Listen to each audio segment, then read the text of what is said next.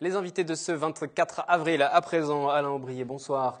Vous êtes commissaire général de la Prairiale à Montigny, membre du Lions Club également, l'une des plus importantes ONG au niveau mondial. Et puis Frédéric Pellegrin, bonsoir à vous. Bonsoir. Vous êtes le vice-président, l'actuel vice-président du Lions Club de Montigny. Samedi et dimanche, 11e édition de cette fête des fleurs et des jardins. Ce sera comme d'habitude à la ferme du Manet. Comme d'habitude également, les bénéfices iront à la lutte contre la cécité. On va revenir tout d'abord sur l'origine de cette manifestation, comment les prairiales se sont mises en place il y a maintenant 11 ans, 10 ans. C'est la 11e édition, ça a commencé en 2003. Il n'y a eu aucune interruption et ça prouve l'intérêt du public pour cette manifestation qui attend cette période de l'année pour enrichir son jardin. Cette manifestation est partie d'une discussion qui est du Lions Club et de la ville de Montigny, en disant « il se passe quelque chose de bien à Rambouillet si vous montiez la même chose à Montigny ». Et comme c'était le Lions Club de Rambouillet qui avait lancé ça, eh bien on a lancé la même opération à Montigny. Malheureusement pour Rambouillet, la manifestation s'est arrêtée, mais pour nous, à Montigny, elle se porte très bien. Elle se poursuit, 11e édition. Dès le début, il était forcément question de solidarité et d'aide également envers ces personnes qui sont atteintes de cécité. L'un des buts du Lions Club est d'aider les personnes non-voyantes ou atteintes de cécité. Donc il y a eu un paquet de campagnes internationales dans ce domaine-là et notre club a choisi pour cette manifestation la lutte contre la cécité, sachant que pour d'autres manifestations comme Armanet, on choisit la lutte contre la maladie d'Alzheimer ou des choses comme ça. On peut choisir d'autres thèmes, mais on a préféré pour cette manifestation choisir la cécité et on est en partenariat avec l'école de chiens guides d'aveugles de Paris et de la région parisienne.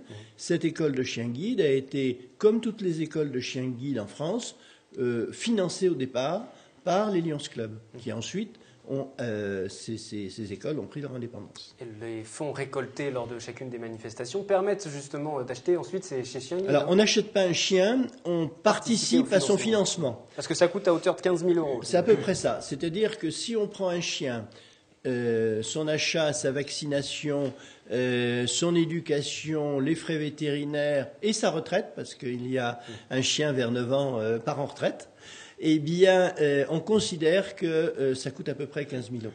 Quels sont les objectifs de cette année? L'an dernier, plus de 10 000 € récoltés. Pour le vice-président, quel est l'objectif fixé cette année? On va essayer de faire autant, aussi mieux.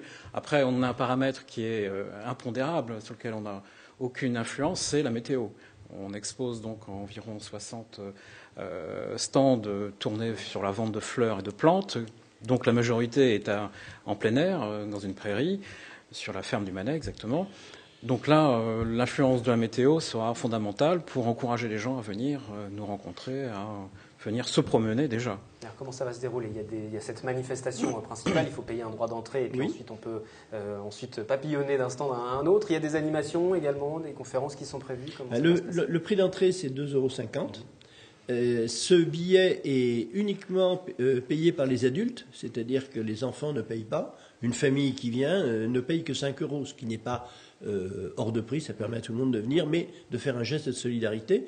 Et avec ce billet, on peut entrer autant de fois qu'on veut, c'est-à-dire qu'on peut vider la prairiale de toutes les plantes avec un seul billet.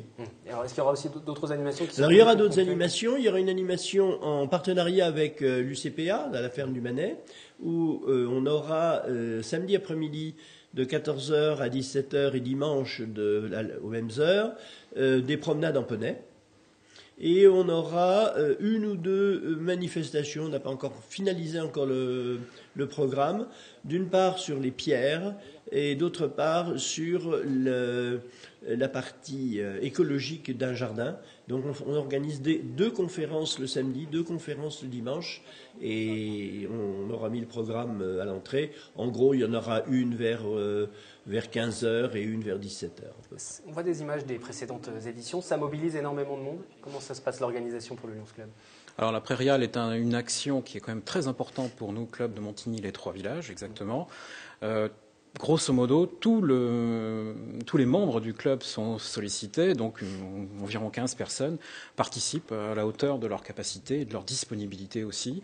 Ça a commencé dès aujourd'hui pour quelques préparatifs sur le site et ça continuera jusqu'à lundi pour le démontage, le nettoyage, le retrait de la signalétique qui est inhérente à ce salon-là, tout simplement. On parlait tout à l'heure des objectifs financiers, puisque c'est important, c'est une manifestation solidaire, vous l'avez bien compris. Vous me disiez avant que ne débute cet entretien, avant que ne débute le journal, que vous saviez déjà à peu près que vous alliez récolter au moins 6 000 €, ça c'était sûr. Oui, ça c'est à peu près sûr, puisque les commerçants ou les exposants ont un droit de participation qui est faible. Hein. C'est 10 fois moins cher que Saint-Jean-de-Bourgard, par exemple. C'est vraiment un grand stand coûte 170 € à peu près. Et donc les commerçants réservent leur stand et ça nous permet d'avoir déjà un petit volant financier, mais surtout de payer tous les frais fixes qui sont la sécurité, la sonorisation, des choses comme ça. On a, disons, entre 2 et 3 000 € de frais fixes pour pouvoir monter la manifestation. Le panneautage, toute la communication qui est à faire. Merci à tous les deux d'être venus sur ce plateau nous parler de cette manifestation 11e prairiale, ferme du Manet à Montigny-le-Bretonneux, samedi 26, dimanche 27 avril. Merci encore à vous deux.